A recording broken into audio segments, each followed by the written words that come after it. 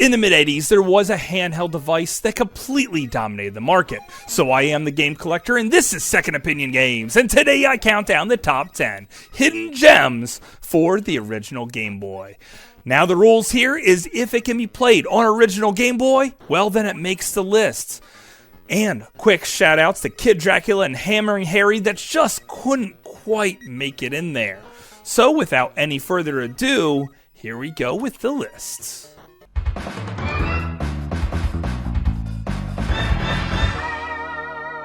Second Opinion Games. Number 10, Operation C. If you thought bringing Contra to a small screen with tons of motion blur was a really bad idea, well, it wasn't, because this is the best handheld Contra game there is, and it feels just like the NES version, only with a few more tricks up its sleeve. The gameplay is tight and sharp and precise, exactly what you would expect from a Contra game. You'll have tons of fun blasting through these levels. Sometimes they feel punishingly difficult, but once you get them down, they're a piece of cake. You don't even need the 30 live cone to beat the game as long as you have the right weapons, aka homing and the spread shot. And this is an extremely good Contra game on the smallest screen imaginable.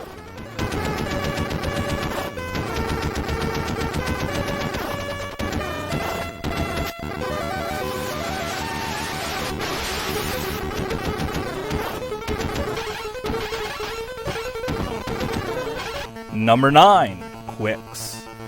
If you stared at an Etch-a-Sketch for a long enough period of time thinking, how can I turn this into a video game, Qwixx is probably what you would get. Basically, you try to avoid this thing in the center of the screen, and also there's some sparks along the outside of the screen, and you try and make boxes. Complete 75% of the level with the boxes that you're building, and you have yourself what's called a Qwixx. Manage to get a couple percentage more, and you get tons of extra bonus points. Now you have two different speeds here, the slow speed and the high speed. High speed is less points, slow speed, tons of points. So just do your best and box these in. Heck, you could even do a split Qwixx and finish a level in record time, but without the bonus points. This is an addictive puzzle game that's tons of fun, and it has an incredibly stupid name.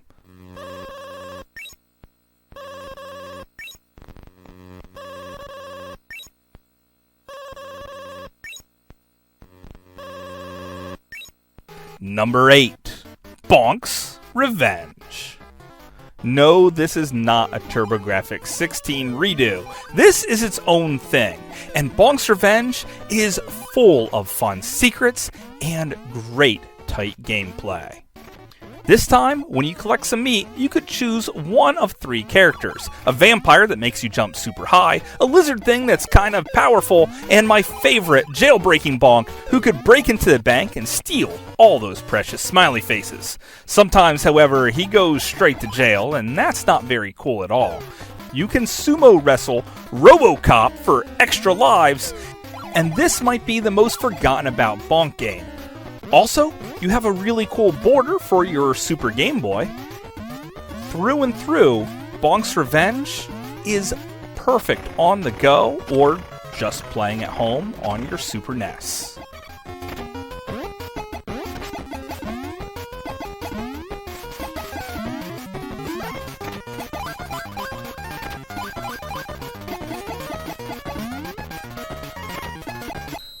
Number 7, Pocket Bomberman. Forget everything you know about Bomberman, because this game turns everything on its head.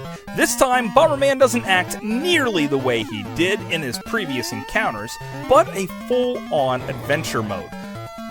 It looks like it's 2D platforming goodness. There's a little mini-game here where you could jump and plant bombs, which is exceedingly difficult and will frustrate you deeply. Or play the main game and crush things with bombs. As usual, you are your own biggest enemy, as you're probably going to kill yourself far more than the enemies will, and you'll be planting bombs and running through with familiar power-ups as fast as you can. The gameplay is great, tight, and perfect. And Pocket Bomberman is an extremely good time, as long as you're not too used to the original Bomberman. and feel like you should be playing that instead.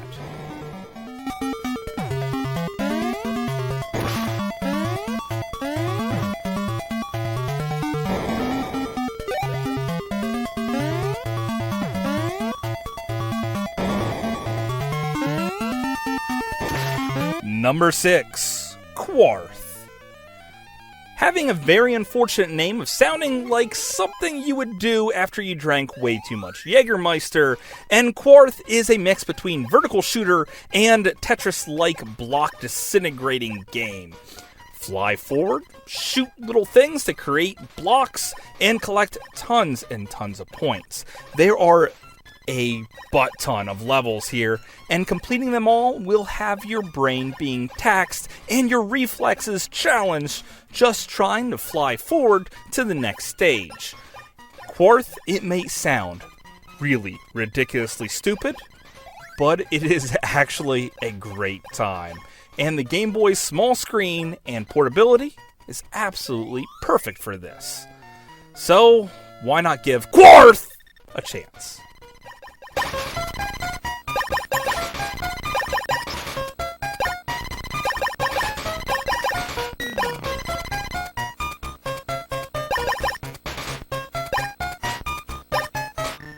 Number 5, Vanishing Racer. Never heard of it? Well, this is one of those hard-to-find Japanese import games. You play as a car, moving from left to right in a platform game. That is kind of unique. Also, some stages you could even fly for some bonus points and whatnot. And this is a ridiculously fun game. Jump on enough things in a row, like 3 or 4, and you get an extra life, which will come in handy because this is also one of the most punishing games ever on the Game Boy. Now, you could drive forward, and you could put in reverse and drive backwards, but there's no turning around here and heading home. So just keep pushing forward, make precision jumps, plan your moves very carefully, and occasionally you'll even run into a boss battle with a dinosaur. Vanishing Racer is racing its way straight into my heart.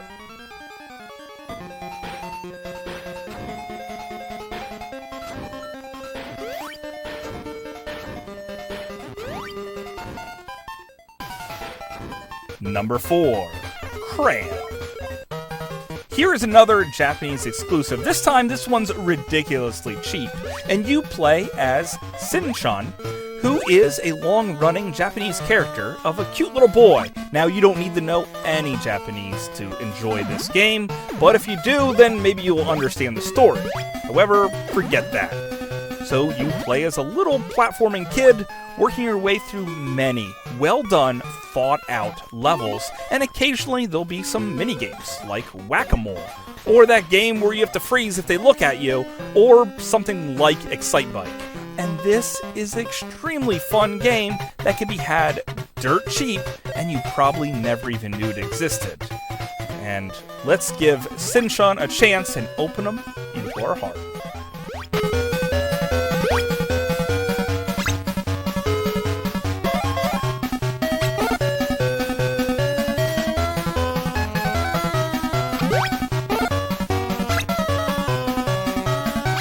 Number 3, Avenging Spirit. Playing as a ghost that can inhabit anything except for bosses is a really great time. And you have yourself here an arcade port that was done really, really well on the Game Boy of all places. This game is super expensive, but worth every single penny of it. When you're in ghost form, your life meter goes down rather quickly, so use it sparingly. You can use it to clear spots of the game that you're having lots and lots of trouble with, or just stick with one character and stay with it all the way to the end. However, who you pick matters, because when you reach a boss battle with your said character, then you're stuck with it until you defeat that boss. However, most of the bosses are a bit of a pushover, and the real challenge is making it through the level before your ghost just gives up and dies. As weird as that sounds. Also, you're trying to save a girl, and there's just a whole lot going on here.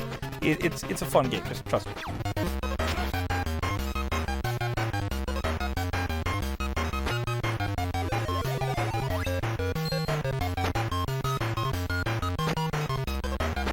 Number 2, Trip World.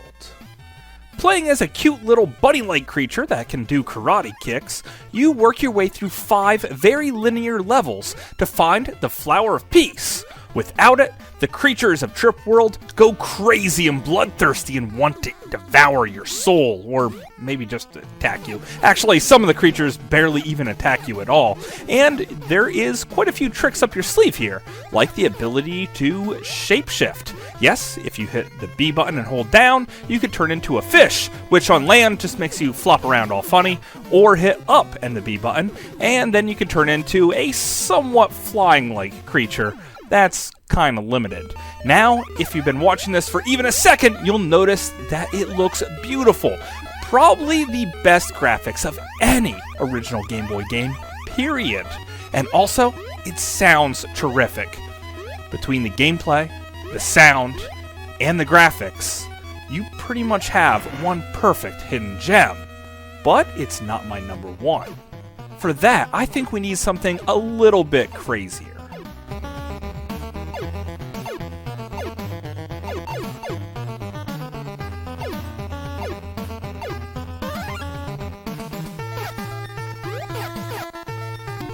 Number 1, Spuds Adventure. This little Atlas title has you playing as a potato in a Zelda-like style dungeon crawler where basically you just want to go upstairs again and again just to rescue Princess Tomato. Now, Spud is not really going at it alone here. You also have a turnip with a very powerful boomerang that can also bring keys back to you, and it's very useful. Also, after you clear level 2, you can play as a carrot that can drop bombs and completely dominate this game. And Spuds Adventure is a true adventure. The game itself has lots of different twists and turns it can throw at you. Reversing your controls, which is super freaking annoying, or making a level where you can't shoot. Also, box boil style puzzles left and right, and this is the best time I have ever had playing with a potato. But that's just my opinion. Thanks for watching.